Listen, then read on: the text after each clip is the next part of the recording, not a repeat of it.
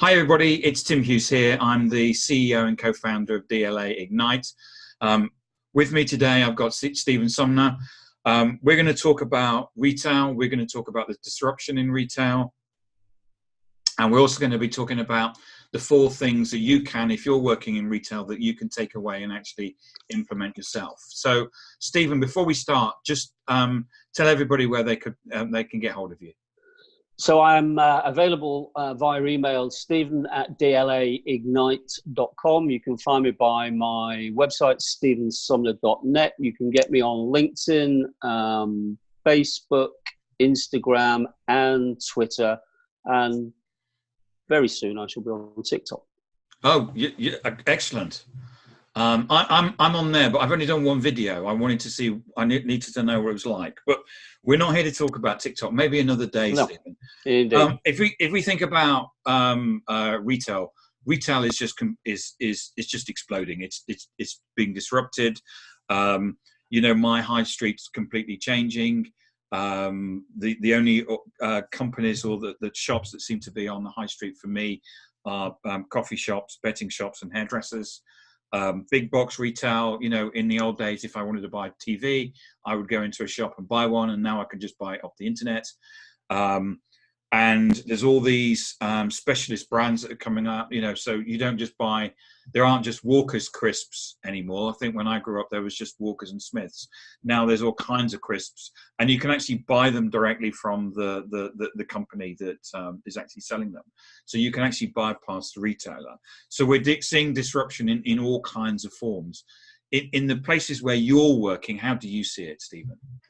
So, retail covers a lot of things. It covers the CPG sector. There's a whole sort of supply chain that's involved there. So a number of things that I'm seeing and have been seeing for probably the last 20 plus years within sort of the multi-channel retail sector are really started to sort of come home to roost, if you like, during the last sort of 5 to 10 years. And my view is that where you thought you had the luxury of the last 5 to 10 years of adapting to some of these changes that are going on, that opportunity is going to be shortened. I think that those players that have been in traditional retail for quite some time, who haven't really sort of understood how to transform their business now, probably not going to be around in about another 2 to 3 years.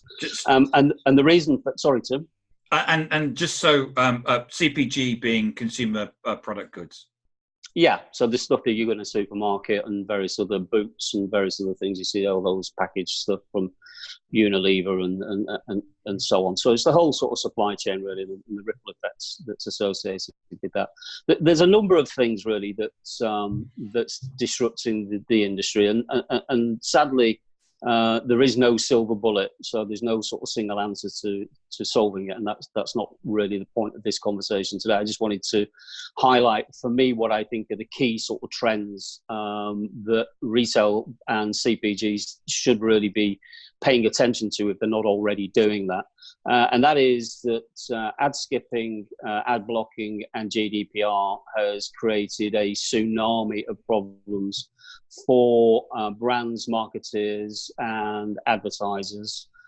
Every day, you and me are exposed to between 4,000 and 10,000 digital adverts. We're finding every way possible to skip, to block, to ignore them. With GDPR, I think you could agree that the worm is eventually turning in our favour. So now that we're not getting all of those intrusive phone calls, email messages, etc., etc. So the whole sort of marketing landscape, if you like, based on the push advertising industry, has changed out of all recognition.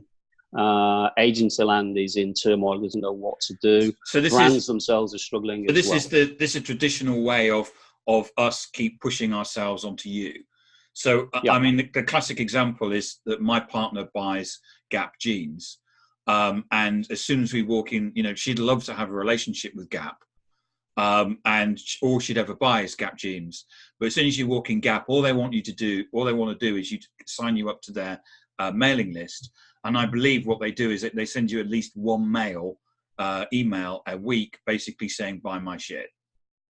And so what happens is that she just unsubscribes from it. And so what we're seeing is that is this reaction to people saying we need to stop this push marketing that's going all the time. So you've had an industry that has effectively been had a mindset for more years than anybody can remember, where they were in charge of those messages. It was their ball, and you and I had to put up with those intrusions in order to watch TV, read a magazine, read a newspaper, listen to the radio, all of that sort of stuff. And that's the mindset that you've got to deal with today, because it's taking a lot of time for people and leaders in business to overcome the fact that advertising as was is no longer. So if it's no longer, what is it that you as a business need to do in order to maintain and create a front of mind focus with people? So whilst they're looking at how to address the advertising issue, you still see them continue to use places like social media, where they think, oh, right, okay, well, what we'll do is move our advertising mentality out of sort of websites and TV, and we'll start to put forward a lot of digital. It's advertising on social media. Therefore, I mean, there's a view that because it's social media, it's digital marketing, and really it's just advertising, but on social media. It's just nonsense. It's nonsense. What it is, a lot of it, at worst, is the corporate message wrapped up in a different way and handed to the marketing teams of these companies to just promote the brand police's sanitized version of what the company thinks it is. And it's a bit of an insult, really, to the digitally, socially savvy consumer of today, who can skip any of those ads that they want, but also see through how false and inauthentic those messages actually are. So things need to sort of change. And another thing that for me is that every business I've been involved with very rarely disrupts themselves. Disruption comes externally. And businesses that aren't conscious of understanding how behavior is changing what is happening in their sector, in their marketplace, then they are really starting to struggle. And that's why we see the casualties that we do. And a lot of those casualties are as a result of those businesses losing sight of the why. And when I say the why, and it's a very simple question, but it's a very complex answer, which is, do you understand why it was that your consumer used to shop with you before? And do you understand why they're not shopping with you now? And that's a whole sort of big piece in itself. But 9 times out of 10, when I go in a business, and the 10th time, by the way, is because it's a basket case, we can solve that problem by understanding the why. And the reason they've lost sight of the why primarily is because of the push advertising mentality. What tends to happen with businesses is that they don't really engage the ears. It's all about them. It's not about us. And years ago, you used to employ focus groups, research groups, all manner of mechanics in order to be able to get some feedback and advice from your customers of today and your customers of tomorrow. And social media is a place where, if it's done right, you can actually get that information. There's billions of people on social media. From everybody in the Western world and in the third world are on social media. So you have that ability to go straight to the people and ask them questions and listen to the feedback. But isn't that scary? It is, and I think that's the problem for a lot of multi-channel retailers, even some of the fast fashion retailers that are, really are pulling up trees. The Boohoo's of this world, ASOS's of this world, they've actually been overtaken now by the Boohoo's and so on, because those people that understand the social media landscape better than the next person, a little bit like when people jumped on the e-commerce bandwagon, those that were weeks ahead of the ones that weren't were the ones that typically won out. Other than if you've got a shit product and a shit business, it doesn't matter how much you overlay digital and various other things. At the end of the day, the sort of the commercial mechanics have got to stack up. And businesses that don't understand the why tend to focus on functions and features. And the why, more often than not, from a consumer perspective, is emotional. And they don't think in channels. They don't think today I'm going to a website, or I'm going to a store, or I'm going on my mobile, or they just think I'm going to find out a little bit more about this product, service, or whatever it is that I'm going to buy. And they'll go and do their own bit of research. And the places that they go to today isn't your website, because your website is what you tell me you think I should know about you. They're actually going to other people who are closest to them, who have experienced it, and actually going into social media to be able to uncover quite a bit of this. So it's quite a powerful medium, but it's a medium that is completely underutilized and underexploited when you've got a mindset that's all about me, and we'll just continue to advertise. So it's understanding that sort of emotional connection, and the emotional connection circles back to the social media piece, which is we're social animals. And the reason why there's 3.5 billion people on social media around the world is that for a variety of different reasons, we all want to be connected to other people. At no time in the history of the internet, of business, has the internet enabled so many people to connect to each other globally with like-minded interests. But you know, when you carry forward your advertise and promote mentality, then you know, it's no wonder people are switching off. So what else can we do, Stephen? So I you know, what I'd like to do is just sort of try and give what I think are 4 key things for people involved in multi-channel retail to sort of think about today. Some of businesses I'm talking to are doing some of this. Some of them are thinking about doing some of this. And some of them haven't even really sort of got off the blocks and considered it. So there's 4 sort of key things that I would sort of look to focus on if I went into a business. And the first one is quite shocking for them, and that's to stop advertising. And the second one is to look at low-cost strategies that you can deploy. The third one is who are the change makers inside your business. And the fourth one is how do you go about ditching the corporate blandness. If we go back to the first one. Let's go back to the first one, yeah. So stop advertising. That freaks a lot of people out, because, you know, how do we do that? You know, we spend a lot of money on TV, billboards, and all the usual sort of stuff. And if we do that, you know, our traffic to our website is going to dry up. Nobody's going to buy our products. And the reality is that you don't turn the light off to switch a candle on. What you do is effectively you operate a 2-tier sort of system, but what you've got to do is activate one of the key resources that's in your business, and that's your employees. And if you can activate your employees to talk about what they do, why they do it, how they do it in an authentic way across social media, likely chances are that you will actually gain traction, and traction through their network. Because in my experience, when I've been into businesses, a lot of the employees actually have more social connections than the leadership teams. So let's just do a very quick sort of calculation that if I walk into a retail business that's got 80,000 employees, and I activate 10% of those employees. Now, when I say activate, I just need to put a caveat in there in terms of what we mean by that. That is that working with these people within a specific framework to deliver and encourage and train them with a very specific set of skills in terms of how to utilize social media platforms and use the right sort of tone of voice that represents the brand, but also represents themselves. Just the same as that we teach people around diversity and inclusion, sexual harassment, health and safety, and all of those things. We have to provide people with a structure in which they can work.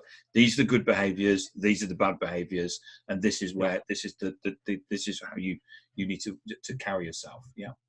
Yeah, I mean, inevitably you look to mitigate risk, but what you're trying to do is leverage the opportunity. So to leverage the opportunity, you've got to do that in a manner that is managed in the right way, that's got people on board, and that you're mentoring them along the way. But back to the numbers: 10% of an 80,000 strength workforce of people who are involved in the business across the business, and I'm not just talking about the girl with the tattoo or the boy with the beard in marketing. I'm talking about people in finance, logistics, and buying, merchandising across the entire piece. Now what you've got is you've got people who have been trained to be able to talk with authenticity about what they do, why they do it, share some of the good stuff about the brand and the business. Let's say that your organization is about to enter into a program of sustainable products. So you're in fast fashion. Yeah. What a great way for the employees to actually share those stories within social media. And therefore, you and me looking at that and go, hey, hang on, this guy's pretty serious about sustainability. Maybe, you know, that's a brand that I would prefer to engage with over another brand that's sort of still just sort of thinking about it. What if you then dial that 10% up to 30% of an 80,000 workforce?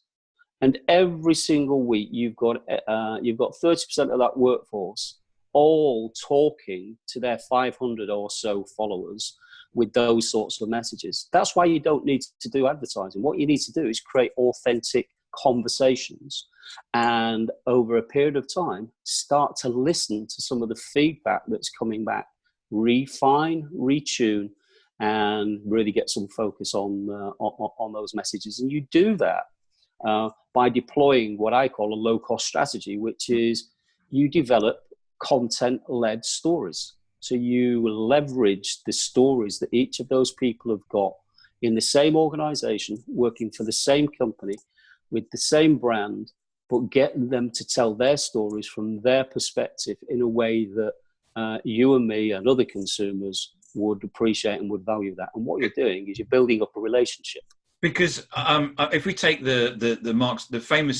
of the big famous sustainability stories that I remember from retail is Marks and Spencer's, and we had much as we loved him, the chairman, the CEO at the time, with his suit and his tie on, saying everybody about being sustainability, and that's great, and that's a great message. But if we could get someone from in the shoe department explaining to us how sustainability feels to them. And somebody within the tie department, and somebody within supply chain, and somebody saying, "Look, this lorry, you know, we don't use petrol. We use, whatever it is." There's a great message that's getting out there, and that immediately goes to the people that they know and they love, and those people that know and love them will share that message because it will resonate, and they'll connect with that message. And that's a fantastic example. Again, at risk of promoting my blogs, I wrote a blog about that entire issue with Marks and Spencer's some time ago, which is that there is a huge disconnect between the ivory tower thinking, which is the leadership team, and what's actually going on the ground. And where the power of Marks and Spencer's has always been is its ability to connect with the UK consumer in a way that no other brand used to do. It was our bellwether retailer. It's lost its way ever since. And I think it's lost its way because there has been that disconnect. So they've not become a listening brand.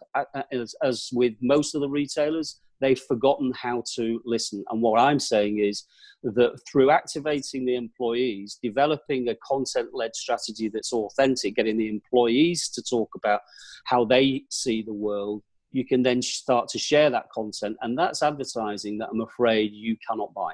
Yeah. And you can't buy it because it's real. And it's earned media. It's not absolutely. It's stuff that we will remember, whereas with paid media, we don't remember it. I think that's a really powerful point. Thanks, Steve. Yeah. What else is there? So on to my fourth point, which is I'm often called into businesses to help with transformation projects. Some of them are basket cases, so they don't go very far. Some of them can be salvaged, and it's just a question of how quickly we can deal with that sort of transformation.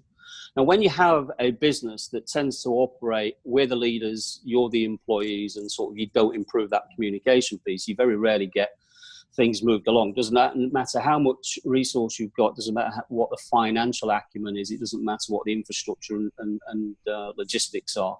If you've not got an internally aligned set of people with the same mindset, then you're just sort of kicking the can further down the road. So where we've seen success is what I like to call a leverage and build strategy. And to create a leverage and build strategy relies on something fairly simple, fairly straightforward, and fairly significant within a business. And that is, every single business in every department has what's known as change makers. Yes. And those change makers are the ones who know where to go to, who to speak to, and how to get things done.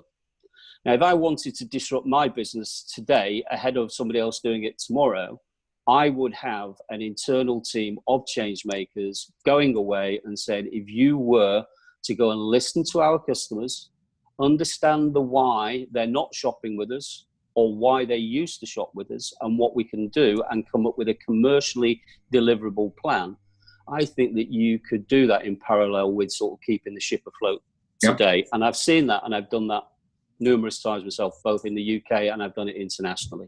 Innovation today is key. You've got to be innovating to get to stay afloat, as well as innovate to stay ahead of your competitors. Yeah, but if your mindset initially is let's just buy a new IT project or a bit of digital kit, or we'll save a few quid here and there, you're not really moving the dial along. You've really got to sort of embrace and commit. And that's an important point. So Stephen, are you saying that IT is the answer? Is because I read a lot of articles which are probably promoted by suppliers, where they're saying, the answer is virtual reality, or the answer is AR, or it's blockchain, or whatever. Why is technology not the answer? I think people have got into the mindset that technology saves them money. So right. if you're in a position where you're struggling, what you're trying to do is eke out the cash as long as you possibly can. So if you can deploy a bit of technology today that might buy you another 2 to 3 months, maybe that works for you. The reality is, in terms of the bigger picture, you haven't really changed a great deal other than kick the can further down the road. It isn't tech, it isn't digital. It is about understanding where you were, why you're not there any longer, and what you can do to get there. And more often than not, it comes down to human interaction between employees and your customers. 9 times out of 10, in my experience, I've seen businesses that have just lost sight of the why. They've lost sight of that because they've stopped listening. They've stopped engaging, and I'm talking about internally and externally. And if we can sort of help to facilitate that mindset and that opportunity, then I've seen it deliver some fairly potent results. And the last bit for me, really, Tim, is the bit that I started off with earlier on, which is to do this, businesses have got to be brave. They've got to ditch a lot of the advertising that they've been doing because nobody's listening to it anyway. And they've got to stop promoting and pushing out the corporate diatribe. Nobody's reading it. Nobody's looking at it. Even the people that wrote it couldn't tell you that what it says, because they've forgotten it a month later. And whenever I go into a business, I ask each of the business leaders this one question, which is, can you tell me the last 3 adverts that you saw online? And we all know what the answer is. The answer is, well, no. So why do you think that other people are going to behave any differently than you? And that really sums up my sort of view of the whole opportunity and the risk. So I have this theory, and I have no data to back it up, but in all of the retailers that I've seen go down, they 6 weeks beforehand they started an advertising campaign. Toys R Us did it. I can't remember the name of the department store that Debenhams. BHS did it. House of Fraser, that's it. So there must be a PR agency that the people already have, that they can, that they love and trust, and they say, right, we're going to do some advertising. But it never stopped the organization going down. So why don't we just phone up our local, much loved PR agency or advertising agency and just organize more advertising? Look, the reality is there's no point having a new electrical system fitted if the foundations are crumbling. You've got to get to the root of the problem, and by stopping advertising, you're going to save yourself some cash anyway. you're going to save yourself a lot of time and wasted effort, and you can just redirect an awful lot of that to build a bridge to what could be a bright new future, and hopefully get you to a point where you're back in competition. But as I said before, it's a simple question as to why. Your clients, after all, are on social media. So why don't you talk with them on social media rather than throwing things at them? And advertising is classic throwing shit at the wall and hoping it'll stick. Yeah, it's a tax on the unremarkable. It is a tax on the unremarkable. Yeah, I love that. So just going back, so the 4 things that people can do. Correct me if I'm wrong. Stop advertising and activate your staff on social. Yep. Focus on low-cost, high-value strategies. Yep. Find your existing digital talent and activate your change makers, and also do away with the corporate blandness. Absolutely. Stephen, it's been really insightful. I've really enjoyed today. I've learned a lot. I've hoped some of the people who tune in learn a lot as well. Thank you very much for your insight into the consumer packaged goods, the CPG, and the retail world. Thank you. Thanks for your time, Tim. Cheers, Stephen. Thank you.